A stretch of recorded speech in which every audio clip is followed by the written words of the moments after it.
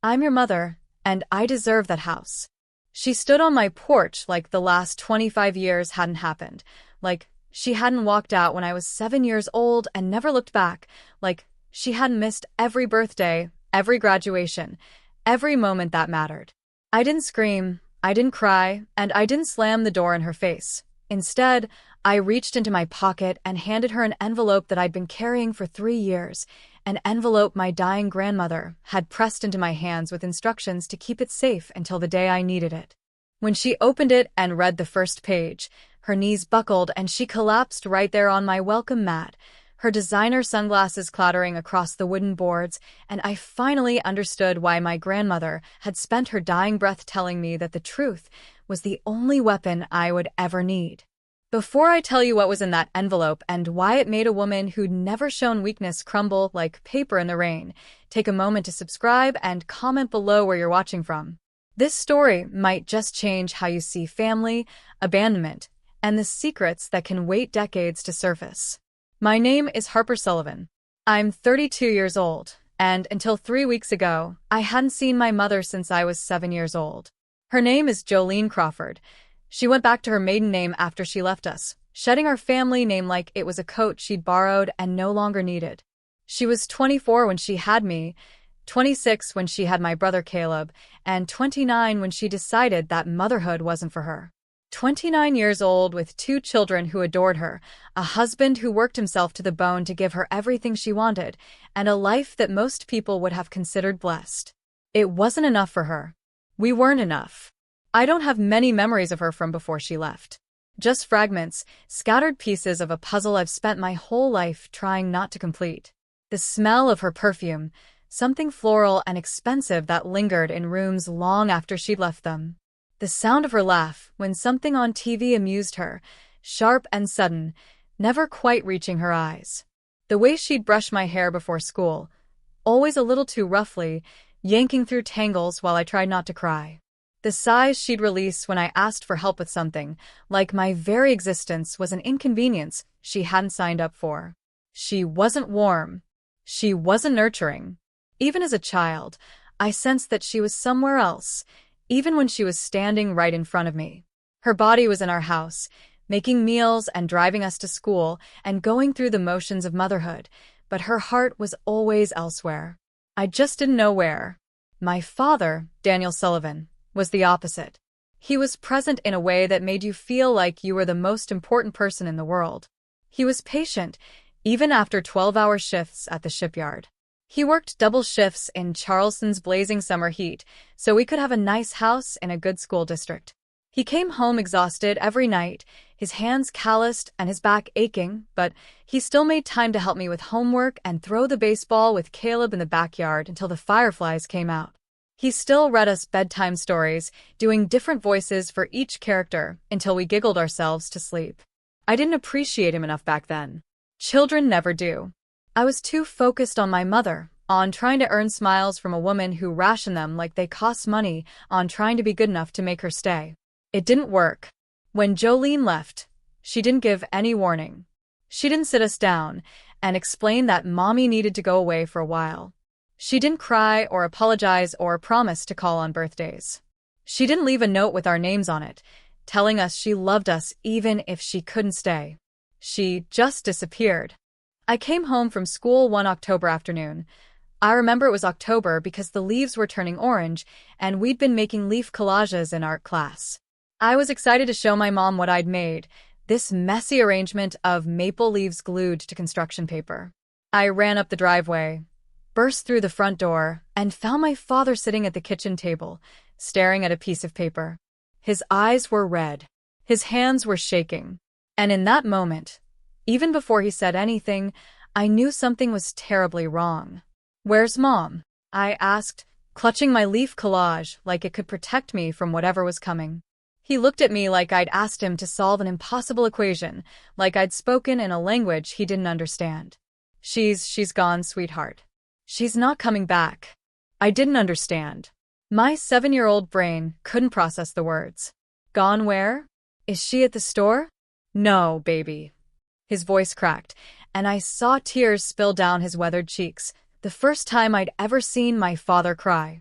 She left. She doesn't want to be a mother anymore. I was 7. I didn't have the language to process that kind of rejection. I didn't know that a mother could just decide to stop. Mothers were supposed to be forever. Mothers were supposed to love you even when you spilled juice on the carpet or tracked mud through the house or forgot to say thank you. That's what mothers did. But mine had looked at the life she'd built, the husband, the children, the home, and decided it wasn't worth staying for. So I did what children do when faced with incomprehensible pain.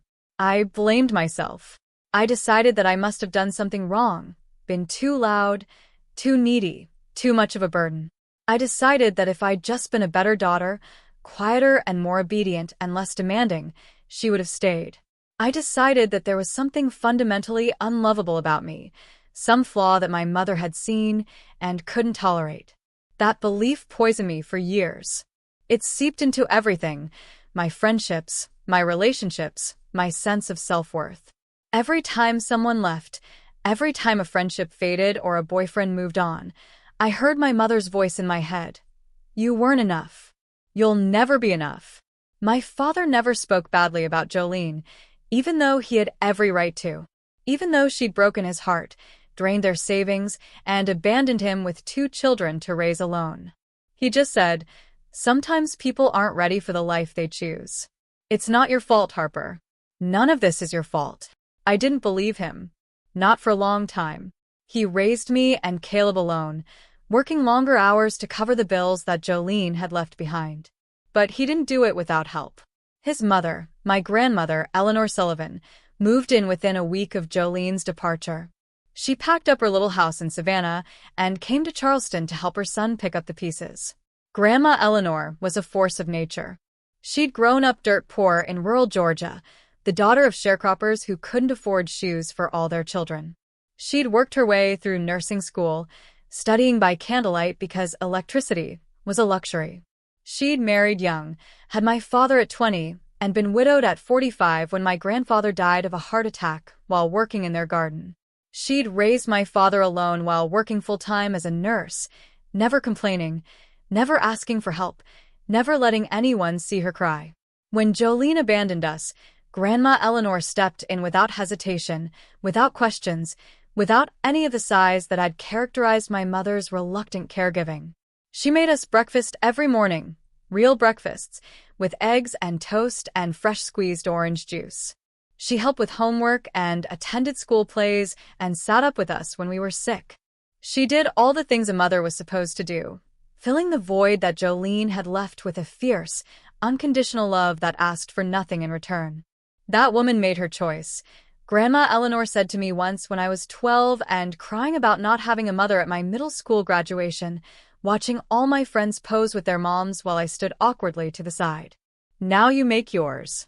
You can spend your life grieving someone who didn't want you, or you can build a life so beautiful she'll regret walking away from it every single day. I looked up at her, tears streaming down my face. What if she was right? What if I'm not worth staying for? Grandma Eleanor knelt down and took my face in her hands, her eyes fierce and tender at the same time. Harper Sullivan, you listen to me. You are worth staying for. You are worth fighting for. You are worth every sacrifice your father has made, and every sacrifice I will make for the rest of my life. Your mother didn't leave because of who you are. She left because of who she is. And that's her tragedy, not yours. I wanted to believe her. And eventually, with years of therapy and hard work and the steady love of the people who actually chose to be in my life, I did. I chose the second option. I chose to build. I threw myself into school with the kind of desperate intensity that only comes from having something to prove. I got straight A's, stayed after class for extra help, joined every club that would have me. I won scholarships to programs and summer camps that my father couldn't have afforded. I went to the University of South Carolina on a full academic ride, then law school at Duke with another scholarship. I became a maritime attorney, partly because of my father's work at the shipyard, partly because I loved the complexity of admiralty law with its centuries of precedent and international intrigue, and partly because the starting salary let me pay off my student loans and start building real wealth by the time I was 30. I wanted security. I wanted stability. I wanted to never, ever be dependent on someone who might decide to leave. My brother Caleb took a different path. He struggled more with the abandonment, carrying it in a way that was visible, dangerous, raw. He got into trouble as a teenager, drinking, fighting, running with the wrong crowd, getting arrested twice for minor offenses that could have escalated into major ones. He dropped out of high school at 17 and spent 2 years working dead-end jobs, trying to find himself or lose himself. I was never sure which. But eventually, with a lot of support from me and Dad and Grandma Eleanor, he turned things around. He got his GED, then a technical certification in electrical work. He apprenticed under a master electrician for 3 years, learning the trade from the ground up. Now he's 30 years old, a licensed electrician with his own small business, and a fiancée named Emily who adores him. He's one of the best men I know. We built good lives. Both of us. We did it without her. My father passed away 5 years ago from pancreatic cancer. It was fast, 3 months from diagnosis to death, the kind of timeline that doesn't give you time to adjust or prepare or say all the things you should have said years ago. I moved back to Charleston temporarily to help, taking leave from my firm, sitting by his hospital bed, holding his hand as he got weaker and smaller, as the man who had been my rock became fragile in a way I couldn't fix. His last words to me were, "I'm proud of you, Harper. More than you'll ever know. Don't spend your life angry. It takes too much energy. Just be happy." That's all I ever wanted for you. I promised him I would try. Grandma Eleanor followed 2 years later, at 87. She'd been healthy until the end, sharp mind, sharp tongue, still gardening in her backyard the week before she died, still calling me every Sunday to ask about my cases and my love life and whether I was eating enough. A stroke took her in her sleep, peaceful and quiet, the kind of death she would have chosen if she'd had a choice. Before she passed, she called me to her bedside. I'd driven down from Charleston on a Friday evening because something in her voice during our weekly call had worried me, a tiredness I'd never heard before, a fragility that seemed wrong for a woman who'd always been so strong. She was in her bedroom, propped up on pillows, the oxygen tank humming softly beside her. But her eyes were clear, lucid, sharp as ever. "Harper," she said, "there's something I need to tell you. Something I've kept from you and your brother for a long time." I leaned closer, taking her hand. It felt small in mine, the skin paper-thin over bones that seemed too delicate. "What is it, Grandma?" "In my safe deposit box at First National, there's an envelope. It's got your name on it. Don't open it until you need to." She paused, gathering strength for what came next. "And you'll know when you need to. Trust me. You'll know." "What's in it?" She smiled faintly, a smile that held secrets, that held years of patience and planning. "Justice. 25 years in the making." I didn't understand what she meant, but I did as she asked. I retrieved the envelope from the safe deposit box after her funeral, and I kept it sealed, locked away in my fireproof safe. I didn't know what I was waiting for, but something told me to be patient. Something told me the day would come. 3 years passed. And then, 3 weeks ago, Jolene Crawford showed up at my door.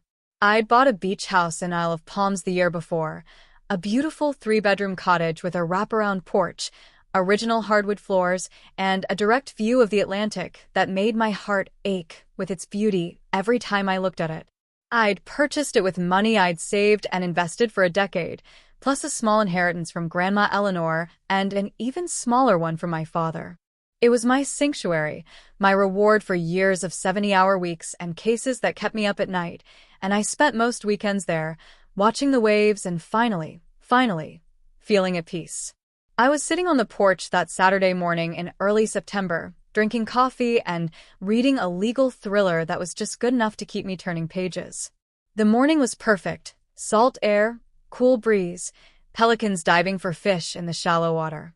I was thinking about making another pot of coffee and maybe taking a walk on the beach when a car pulled into my driveway. It was a rental, a white sedan with Florida plates. The kind of anonymous vehicle people get at airports when they're just passing through. The driver's door opened, and a woman stepped out. She was in her mid-50s now, her blonde hair shot through with gray, her face showing the wear of years I hadn't witnessed. but I recognized her instantly. The same sharp cheekbones. The same calculating eyes that seemed to assess everything for its potential usefulness. The same way of holding herself like she was better than everyone around her, like the world owed her something it hadn't delivered. Jolene. My mother. The woman who'd walked out 25 years ago and never looked back. My coffee cup froze halfway to my lips. My heart started pounding so hard I could feel it in my temples. 25 years of therapy, of healing, of building walls around my heart, and suddenly it all felt like paper, ready to tear at the slightest touch. She walked toward the porch like she owned the place, her heels clicking on the stone pathway my contractor had installed last spring. She was dressed expensively, designer sunglasses pushed up on her head, silk blouse in a shade of coral that probably cost more than my first car, gold jewelry glinting at her wrists and throat. Whatever she'd been doing for the past 25 years, it apparently paid well. She stopped at the bottom of my porch steps and looked up at me with an expression that might have been warmth if you didn't know better. "Harper," she said. "You've grown up." I didn't stand. I didn't invite her in. I didn't offer coffee or water or any of the hospitality that had been drilled into me by my Southern grandmother. I just stared at her, my coffee cup frozen in my hand, my voice stuck somewhere between my chest and my throat. "What are you doing here?" The words came out flat. "Come." The product of years of therapy and carefully constructed boundaries that I was determined not to let her breach. "Is that any way to greet your mother?" She laughed lightly, like we were old friends reuniting after a short vacation, like she hadn't missed a quarter-century of my life. "I heard about your grandmother passing. I'm sorry I couldn't make it to the funeral." "You weren't invited." If the words stung, she didn't show it. Her smile flickered, but didn't fade. "Well, I'm here now. And I have to say, this place is beautiful."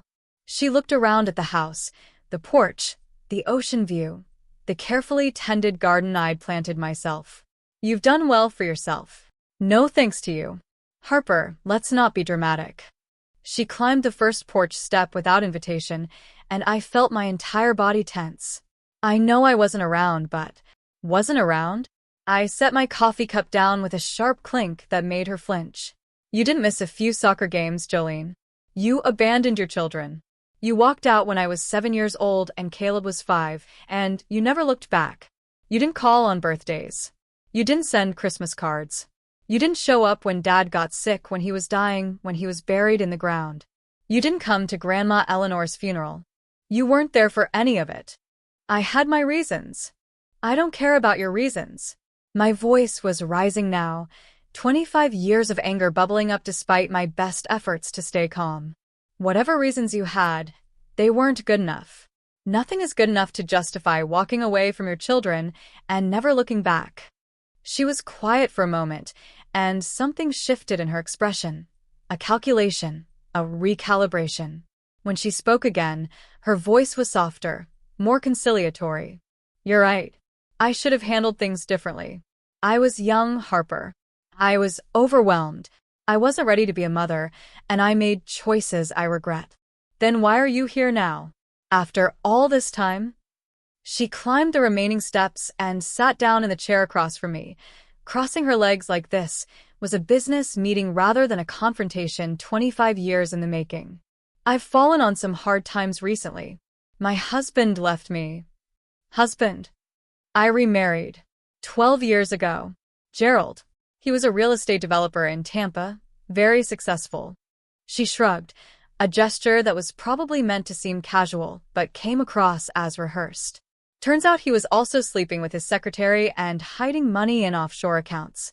The divorce was messy. He had better lawyers." I felt nothing. Not sympathy, not satisfaction, not even the grim pleasure of karma finally catching up to her. Just a cold, distant nothing, like hearing about a stranger's misfortune in a news report. "Why are you telling me this?" "Because I need help." For the first time, a genuine crack appeared in her polished facade.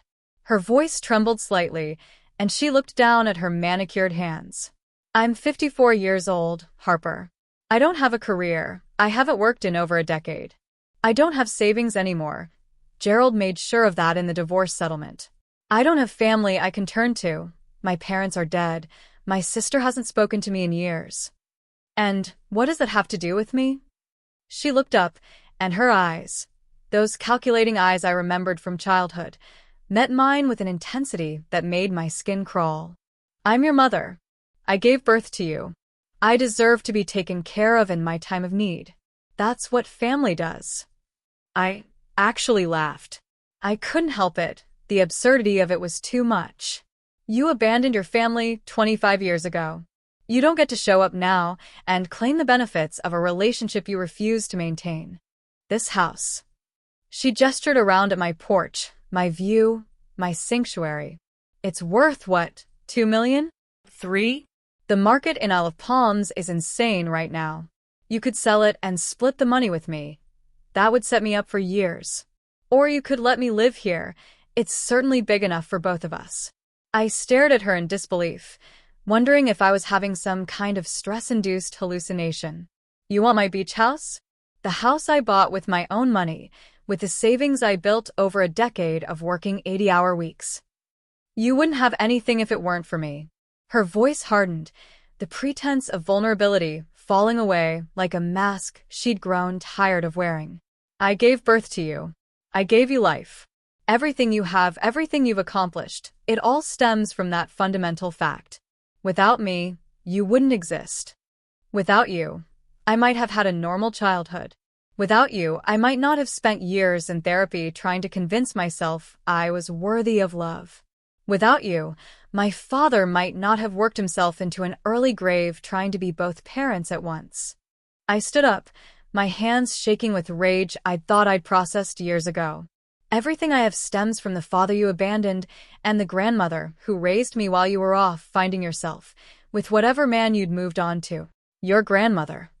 Jolene's lip curled, and suddenly I saw the cruelty that had always been there beneath her surface charm. That meddling old woman. She's the reason your father got full custody, you know. She's the reason I couldn't be part of your lives. Something cold settled in my chest. What are you talking about? The custody hearing. After I left, your father filed for full custody. He wasn't going to, he's too soft for that. He wanted to work things out and give me space, but Eleanor pushed him into it. And then she testified against me in court. She told the judge all sorts of lies about me, that I was unfit, that I'd neglected you children, that I'd stolen money from the family accounts. Jolene's voice rose with old grievance. She destroyed any chance I had of being part of your lives. I stood very still, my mind racing. Grandma Eleanor testified against you? She's the reason I stayed away all these years. What was the point of coming back when I knew she'd poisoned you against me? When I knew the courts would never give me a fair chance? Jolene was crying now, or at least performing tears, dabbing at her eyes in a way that seemed calculated to generate sympathy. I was a victim, Harper. Your grandmother made me out to be a monster, and I've been paying for it ever since. For a moment, just a moment, I felt a flicker of doubt.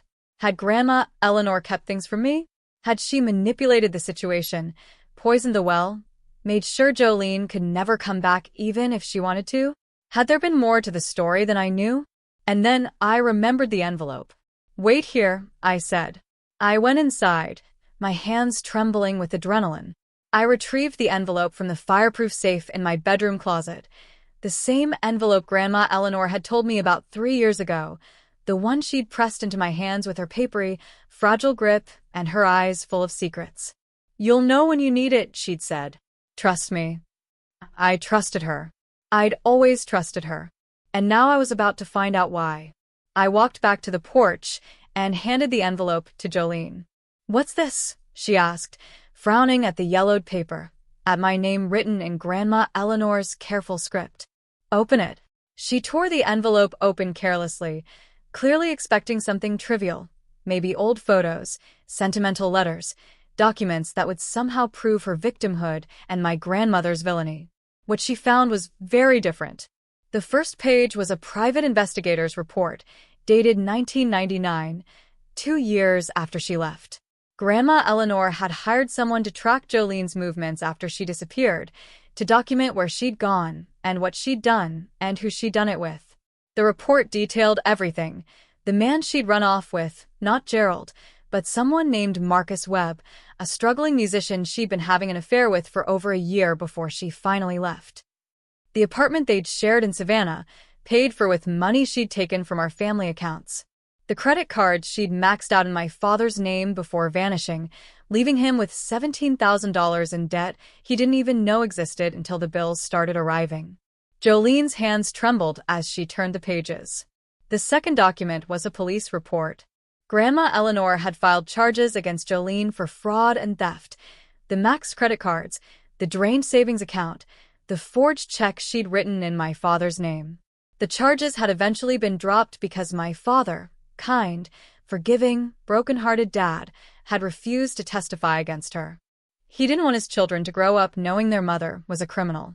He didn't want us to carry that burden on top of everything else. But the records existed. The evidence existed. Grandma Eleanor had made sure of that. The third document was a letter from Marcus Webb himself, written in 2003.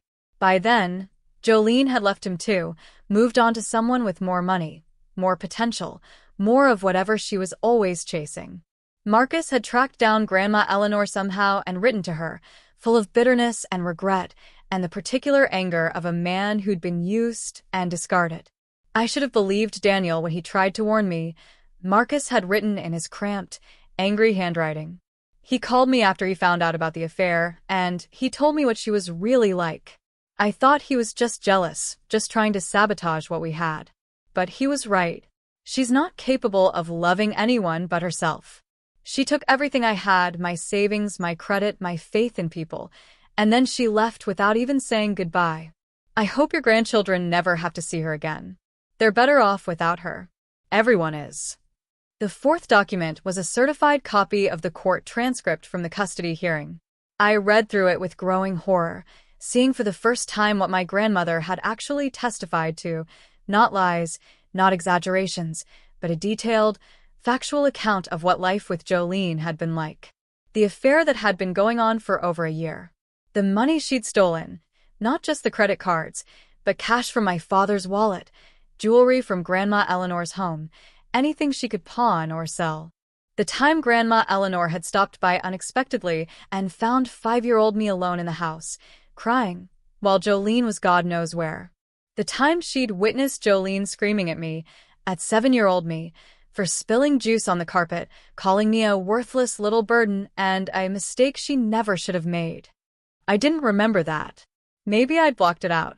Maybe Grandma Eleanor had worked so hard to replace those memories with love and warmth and safety that they'd faded into nothing. But they'd happened. And my grandmother had testified to every single one. The fifth and final document was a letter from Grandma Eleanor herself, written in her careful handwriting, just weeks before she died. Jolene read it out loud, her voice breaking on every other word. To whoever is reading this, my name is Eleanor Sullivan, and I am writing this letter as a final testimony in case I am not alive to speak the truth myself. My daughter-in-law, Jolene Crawford, abandoned her children in October of 1999. She did not leave because she was too young, or not ready, or any of the other excuses she may have invented over the years. She left because she had found a new man and had already stolen everything she could from my son and his family. She was not a victim. She was a predator. I spent years protecting my grandchildren from this truth because I didn't want them to carry the burden of knowing what their mother really was. I wanted them to grow up believing that people could change, that mistakes could be forgiven, that love was possible even after betrayal. But I also knew that someday Jolene might return, not out of love, not out of regret, but out of greed. Predators always return when they're desperate. And I wanted my grandchildren to be prepared. If you are reading this, it means that day has come. Harper, Caleb, if either of you is reading this, I want you to know that I did everything I could to shield you from pain. I took on the role of villain in Jolene's story so that you could believe your mother left for complicated reasons rather than simple selfishness. I let her blame me for the custody ruling so that you wouldn't have to see the court transcripts, wouldn't have to know what she'd said about you. But I also collected every piece of evidence, every document, every record of what your mother did. Not out of malice, but out of protection. I knew she might come back someday. And I knew you would need the truth. The truth is your armor. Use it if you must. I love you both more than words can say. Build beautiful lives. Don't let the past poison your future. And don't let anyone, not even the woman who gave birth to you, make you feel like you owe them anything for walking away. And Jolene, if you're reading this, know that justice doesn't expire. The truth has been waiting for you all these years. And now you've found it. With all my love. Eleanor Sullivan. Jolene's legs gave out. She collapsed onto the porch, the papers scattering around her like leaves in a storm. This can't be. She stammered, her perfectly made-up face crumbling, her designer clothes suddenly looking cheap and desperate. It's all true, I said quietly, surprised by the steadiness of my own voice. Every word. Grandma kept records of everything. She knew you'd come back someday, and she wanted me to be ready. Jolene looked up at me, mascara streaming down her face in dark rivers. Harper, please. I was young. I was stupid. I was in a bad marriage, and I made terrible choices, but I've changed. I've grown. I'm not that person anymore. Have you? I crouched down to her level, looking her directly in the eyes, those calculating eyes that now seemed desperate, afraid. Because it seems to me that you showed up here after 25 years of silence, not to apologize, not to reconnect, not to meet your brother's fiancé or see the life I've built. You came to demand my beach house. That doesn't sound like someone who's changed. That sounds exactly like the woman who stole from her family and disappeared. I have nothing, she whispered. Nothing. That's not my fault. And it's not my responsibility. I stood up and walked to the porch railing, looking out at the ocean. The waves were calm today, rolling gently onto the shore in endless, rhythmic patterns. I thought about my father, who had worked himself to exhaustion, so we could have a good life. I thought about Grandma Eleanor, who had stepped in without hesitation when we needed her most. I thought about Caleb, who had fought through his demons and built something real and good and worthy. They were my family, the people who stayed, the people who loved me through every hard day and never asked for anything in return. Jolene was just a stranger who happened to share my DNA. I'm going to give you a choice, I said, turning back to face her. You can leave right now, go back to Florida or wherever you came from, and never contact me or Caleb again. If you do that, I'll let this go. I won't pursue charges for the fraud or the theft. The statute of limitations has probably run out anyway. I won't share these documents with anyone. I'll let you walk away with whatever dignity you have left. She looked up, hope flickering in her tear-reddened eyes. And if you contest this, if you try to make any legal claim against me, if you show up at my door again or try to contact my brother, I'll make sure these documents reach every court, every newspaper, and every person in your life. I paused, letting the weight of my words sink in, including whatever's left of your social circle in Tampa. How do you think your friends will react when they learn you abandoned your children and stole from their father? Her face contorted with a mixture of rage and fear. You wouldn't. Try me. I kept my voice steady, channeling every ounce of strength my grandmother had given me. I've spent 32 years learning to survive without you. I don't need you. I don't want anything from you.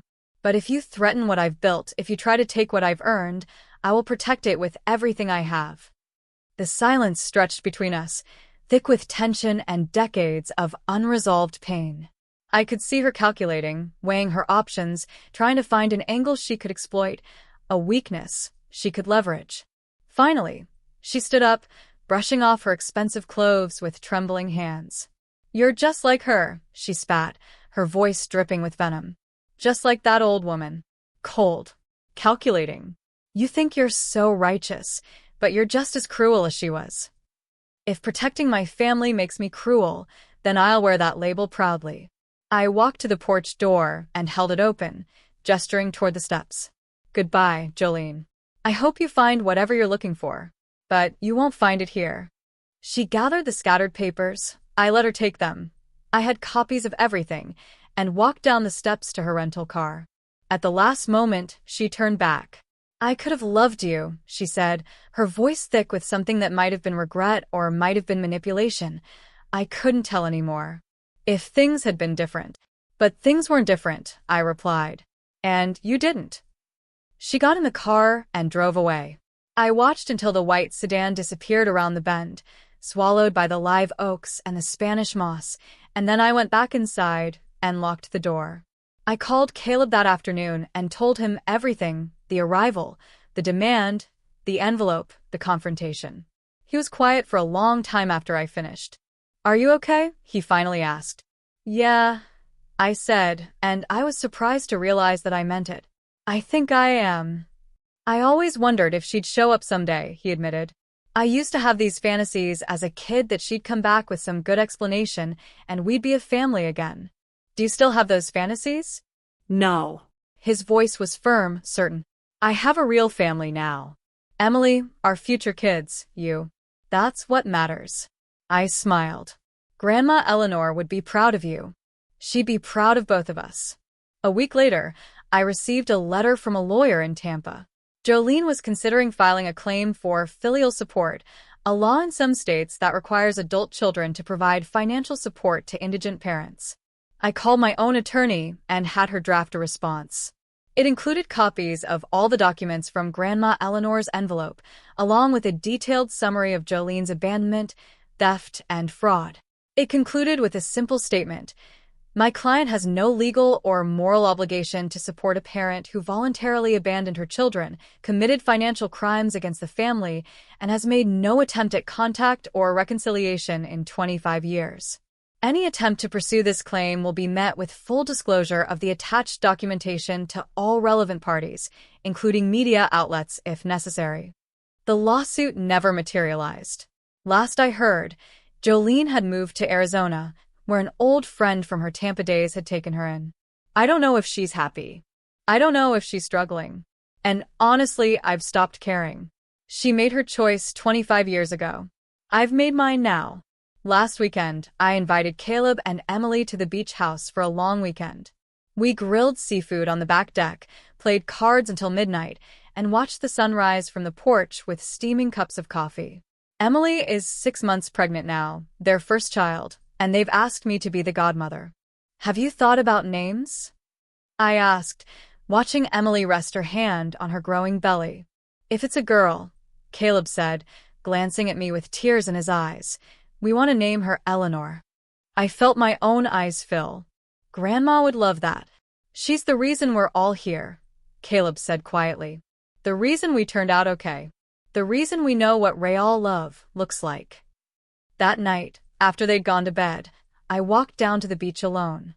The moon was full, casting silver light across the waves. I stood at the water's edge, letting the cool foam wash over my feet, feeling connected to something larger than myself. I thought about the envelope that had sat unopened in my safe for 3 years. I thought about Grandma Eleanor's voice, telling me I'd know when I needed it. She was right. I'd known the moment Jolene appeared on my porch, the moment she opened her mouth and demanded something she hadn't earned. The envelope wasn't just evidence. It was protection. It was closure. It was my grandmother's final gift, a way to defend myself against a woman who had never defended me. I looked up at the stars and whispered, "Thank you, Grandma. I love you." The wind carried my words out over the ocean, and I could have sworn I heard her voice in the waves. I love you too, sweetheart. Now go live your beautiful life. My mother showed up after 25 years, demanding my beach house. I handed her an envelope instead. And finally, after all these years, the truth set me free. If you enjoyed this story, don't forget to subscribe and comment below where you're watching from. I'd love to know how many people have found peace after cutting toxic family members out of their lives. And remember, you don't owe anything to people who abandoned you. Blood makes you related. Loyalty makes you family. Choose the people who choose you. This is Harper Sullivan. And this is my truth. Closing lines. You don't owe anything to people who abandoned you. Blood makes you related. Loyalty makes you family. Choose the people who choose you. The envelope wasn't just evidence. It was protection. It was closure. It was my grandmother's final gift.